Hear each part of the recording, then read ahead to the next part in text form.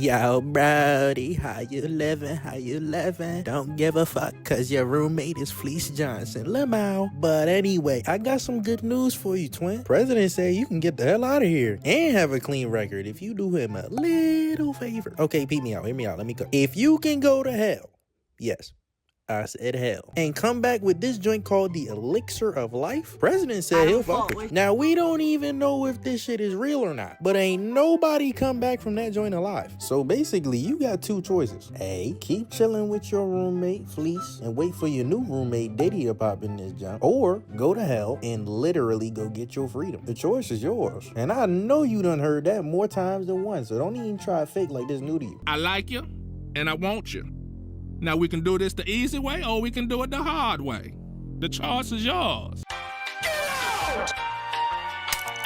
That little skit really was Hell's Paradise in a nutshell. But let me go a little further for you without the diddler references. How far would you go to be with the person you love the most? Could you kill an innocent person, or beings so powerful that they're seen as gods, or even actually go to hell and back? Hell's Paradise is about the best and most ruthless shinobi in the world, Gabimaru the Hollow. And he's currently on death row after being set up by his clan. After meeting his executioner, she relays a message from the shogunate stating that if he or any other condemned criminal go to the paradise and bring back the elixir of life, they'll be pardoned of all their crimes. Pretty easy, right? There's just one issue. No one's ever come back from paradise alive. They literally all just come back like this. 5 more expeditions were sent out. Only the things their bodies became. Mainly because the island's swarming with all sorts of mysterious monsters, and some being revered as gods kinda live there. So you can only imagine the hurdles Gabimaru has to get through. The island is broken up into 3 regions. The first ring region is called Ashu. This is where most of the weirdly deformed looking monsters called Soshin and Monshin stay. They lack reason, so they gotta be at the bottom of the tier list. Like they're the Sakura of the island, for lack of a better, comparison. You get what I'm saying. They're Sakura. She's ass. Some are as small as butterflies, and others are as large as a medium titan from AOT. The second ring in the region is called Hojo. This is where the old village is. That's it. The third ring region is shrouded in mist and called Hodai. This is where the elixir of life, aka Tan, is located, and where the Doshi stay. But the biggest issue on the island are the Tensen. The Tensen are the big dogs of this story. They're Madara, the Sasuke's,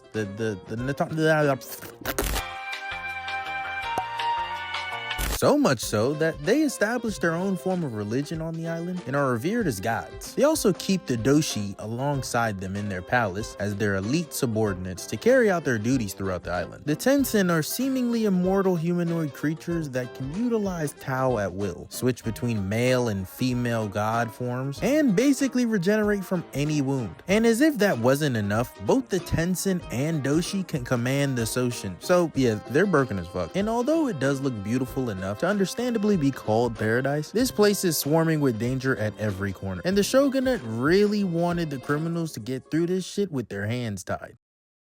Bruh. Perk 10, I just popped up perk 10. Perk 30, I just popped up perk 30. Perk 60, I just popped 2 perk 30s. Perky dance, make me do my perky dance. Let me start off by saying, I knew he'd be cold as shit with his natural white hair. God damn, I ain't even glazing. Just look at every other white-haired dude in anime. And he isn't even the only cold white-haired dude in here. But we'll get to this dude later. Gabimaru the Hollow is depressed as fuck. One of his first quotes is, "Don't get me wrong, I wanna die," or something like that. His nickname emphasizes his lack of remorse for the people he's killed thus far, but in all actuality, it really emphasizes his lack of reasons to keep living. He's a really weird character to pinpoint because throughout the story, after saying his wife is dumb as shit, he gets read like a book by his executioner, Sagari, stating that despite what he says, his wife is also his only reason for living this long. So as the story progresses, we learn to not trust everything Gabimaru says, as the story puts him in a very neutral state to become either the hero or the villain of this story. Because what's scary about Gabimaru is if she is his only reason for living and showing any sort of remorse to, well, Anybody? Then what happens when you take her away from him? As the best killer and best shinobi in his clan, aside from his immortal clan leader, who's a whole other problem we'll have to deal with later, he's extremely well versed in ninjutsu, has superhuman capabilities like making swords break after slashing at his neck, and creating fire and being engulfed in that fire, but walking out like nothing happened. In short, he's literally built different, and constantly aura farms before or after every fight. I'm not even complaining, but we get it, bro. You're like that. Nobody's fucking with him besides the monsters and these freaky ass gods that get stronger by, yeah, and the executioners, such as Sagari. Sagari is part of a renowned samurai and executioner clan called the Yamada clan. They specialize in killing the unkillable. That includes Gabimaru. Even he was shook when Sagari was about to execute him. He literally saw his head come clean off before she even swung her sword, so he actually had to try to not die for once. Although she has great swordsmanship skills, she's held at a lower regard for being a female executioner, but throughout the story, she strives to release the doubt and unease in her sword and wants to execute people without any pain or suffering like her father does. Her main mission is to bring back the elixir of life and kill Gabimaru if he ever steps out of line, but you'll see how that plays out. Next up, we got Tamiya Gentetsusai, aka the Blade Dragon. This dude is Goku if he likes swords. Only thing he's ever worried about is a fade. All cuts. See what I did there? Like, this is him in real danger. His life is dead ass on the line. And instead of being like, damn, this'll be a drag on some Shikamaru shit, shut up. He's instead like, this'll be fun. Like, bro, you got one arm, the fuck? Then we got Yuzuriha the Kunoichi. And I'm not gonna lie to you, I'm sucking it. Shaquilla. Damn, let me get my shit off her. Damn! you'd think she'd be the horny relief in the show. Well, she kind of is. But she's actually seen on a deeper level than that. She's extremely self-aware and doesn't worry about the opinions of other people. So much so that she literally lies nonstop to everyone around her, but will never lie to herself. This makes her extremely dangerous in critical situations, as you never know what she'll do if she can ensure her own safety by sacrificing you in the process. She also knows ninjutsu, although different from Gabimaru's, that utilizes poison. So basically, she got some killer put. Next, we got Chobei the Bandit King. I know I said Gabimaru is built different, but Chobei is the embodiment of built different. His physical prowess is supernatural, and his fighting adaptability is crazy instinctual. I could only compare him to an apex predator type beast. Oh, and his executioner is his brother Tomei. Long story. This little motherfucker, Nudagai, is just unfortunate. They put this black villager in jail because they ain't like his kind. That's his crime. Dead ass, I'm not trolling. That is his crime.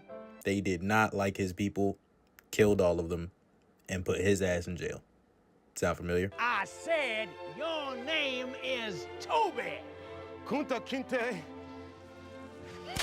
Damn! MLK Day just passed. We all know what happens after this shit. Next up, Shion the Asaimon. He's relied blind as shit and is one of the only Asaimon to actually execute their prisoner. But his prisoner was trying to give him so he wasn't jacking it, but she was.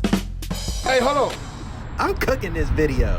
Aside from that, he's extremely skilled with a sword and has a sixth sense he refers to as the waves in all things. This is what allows him to see, for lack of a better term. This sixth sense can be visualized in a similar way to Toph from the Avatar The Last Airbender, but Shion is centered around sensing Tao and everything around him, although he doesn't consciously know it yet. Like I said, he's one of the best swordsmen we've seen on the show so far, and his ability to sense Tao prior to even knowing what Tao is set him apart from the rest of the cast pretty early on. Mei the Mysterious Child. This girl is an actual mystery. She's this girl Gabimaru's group met when entering Hojo, so not much is known about her besides the fact that she has some connection to the island and she's been there for a while. She's also being protected by this tree guy from the village we talked about earlier, and her speech pattern is pretty weird. It's like listening to a baby ask what this curse word means, and then they describe what they think it means, but the whole time it's just yeah. Lastly, we got Fat Bro. Damn, I ain't gonna lie, I really forgot his name. I'm not gonna lie. I'm doing this all in one take. Let's here. His name is fuck it, I'm gonna try this. Here it is. Yamada Simon Placenta. Senta. No wonder I didn't remember his name. You stupid. He's a Drewski-sized Asaimon who likes art and shit. He took on the role of being Yuzuriha's Asaimon because he admires her. Yeah, okay, bro. Honestly, I can't even blame him. I'd do the same shit if I was in his shoes. We all want a teenage mutant ninja turtle, but which one could turn you into Squirtle? Move your tongue into a circle, the right spot is the universe. Animation. Now the fight scenes, that shit was gas. You might sometimes get shit like this, but it's only in the small quick cutscenes for the most part. Outside of that, the action was pretty good. Especially when they introduced the characters and briefly went over their fighting prowess along with some details on the monsters. Each monster, the totems in the background of scenes, and the island itself had some really unique designs. Even the Tensen's transformations were unique, and I found my eyes glued to the screen fearing that I might miss something. The colors were really vibrant throughout the entire story, and you knew some dark shit was about to go down when they switched to black and white. And we already talked about the ore farming. I think they took a page out of Killua's handbook, the way they made Gabimaru this damn near untouchable and super adaptive person. Like, he literally got told the basic theory behind Tao in regular people speech, because Meg, she can barely talk for real. Tao is power, weakness. The soul, the body, power and weakness. Tendon, turn around, strong, weak. And he figured it out right then and there. That's some copy ninja shit. But to be fair, Mappa Studios was working on this project the same time they were working on the first season of JJK, so I know this would have looked insanely better if they were given enough time and really focused on this. I have a lot higher hopes for season 2 in 2026. And taking all that into consideration, I'm giving this animation a 7.5. I mean, I did just watch Castlevania again, so you can't really blame me. Overall, they got their fuck ups here and there, but my favorite is what the action. I don't know if you enjoy seeing blood in shows, but this anime's got a lot of it. You're gonna see hella heads roll, unexpected deaths from people you thought were cold as shit, and honestly, just a huge bloodbath starting from episode 1. It's amazing. It's a death competition with little to no rules, mind games, or manipulation, unlike Death Note and Future Diary. And every time a solid hit or critical hit was made, the animators emphasized that specific impact scene, especially on the Tensen, to show just how much sheer damage the criminal or a Simon made in that action. So action, you get a 9. Plot. I won't sit here and be like, the plot is 1 of 1, bro. The fuck are you talking about? This shit is peak. As if death competitions where only one person can be the winner isn't common. Oh wait. But I will say, watching an anime where literally everyone doesn't know what to expect is always fire. Like, we get the bare minimum in the beginning, and in every episode, we get a different character's backstory to understand how they ended up in the situation they're in. Or, we get more information on the island itself. And this leads to even more questions. On top of all that shit, they gotta figure out how to fight an energy they can't even see. The main character could be an enemy at any moment, and Gabimaru's on a time crunch, cause his elite clan finna pull up and kill shit if they take too long. There are multiple moving challenges within the story, and each thing is just as enticing as the other, but it also has its dumb plot points. Like, you sent an executioner for prisoners that are getting sent to a death island where nobody has ever returned from. Does that make any fucking sense? Plot 8.2. Characters. I loved every character, some more than others, but their designs and the way they were all introduced were all unique. Some characters we didn't even get information on until they were dead, which made a viewer like myself appreciate the little dialogue they had in the beginning, even more now that I understood it with some context. Everyone had their own uniqueness, and I fuck with the fact that the author didn't discriminate with who goes and who doesn't. But it wasn't excessive like Akame got killed. Everybody didn't need to die, but it needed to feel like the story progressed to where it was always high stakes. Even the cooler looking people, he doesn't give a fuck. In his eyes, if you're meant to die, you're cooked, baked, fried, you're dead. I also loved how they established deep connections with the male and female characters without making it a romantic thing. Like, some characters in the show establish a connection, and although questioned about the connection in real time, they explain their thought process of how their feelings stem from admiration more than anything else. And even if that person goes away, they cherish the memories they made with them and keep moving forward, because at the end of the day, they're on a death island. They don't have time to be sad and wish they had some kids with a white picket fence. Like, they could literally die to a monster with tongues coming out of his eyes and wood people. I ain't seen no true romance besides Gabimaru loving his wife, and you know it's true love too. She got a dick tat on her eye and he been talking about her the whole show. So if you're trying to ship somebody, I'd hold off on that, because you might get tight if you start shipping too early and then they end up dead in episode 2. Characters, you get an 8.3 from me.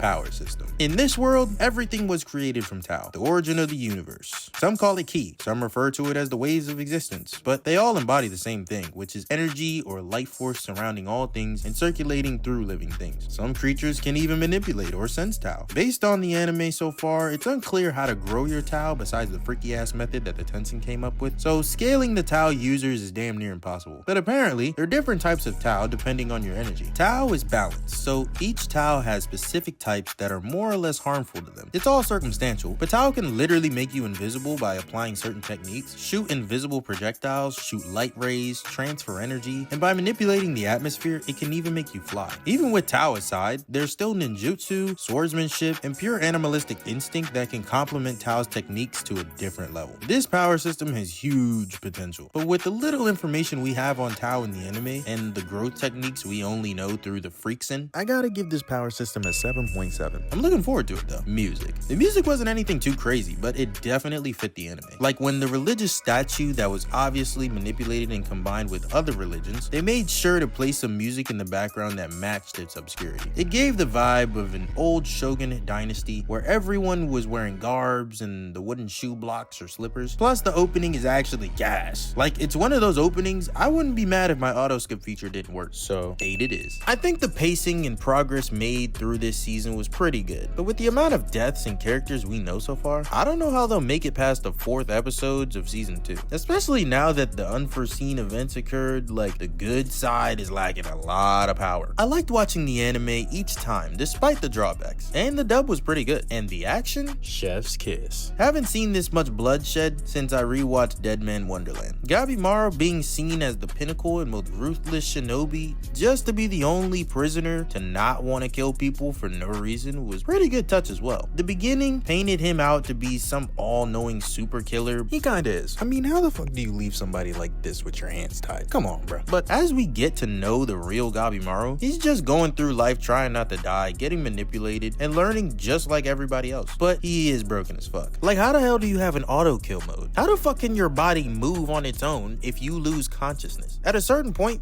I just stopped trying to make sense of him. I just let him cook, cause seeing him fight were some of the best scenes in the show. On top of that, the scenery and culmination of religious practices to explain the obscurity of the island was gas. And like I said before, the shogunate was a fucking idiot, thinking that they could do all this shit with their hands tied. But nonetheless, it was a great watch. And if you need something new on the list with some solid bloodshed, Hell's Paradise might be a good watch for you. And with that, I'm giving it an 8.5. If you enjoyed this video, comment, like, and subscribe for more of my anime takes. I'm moving, so video drops might be a little weird right now, but I am gonna stay consistent and drop whenever the fuck I feel like it. So yeah! But to stay up to date, just follow my Twitter and the new Instagram I made. Link in the description. I'm a fault, Alright, bro.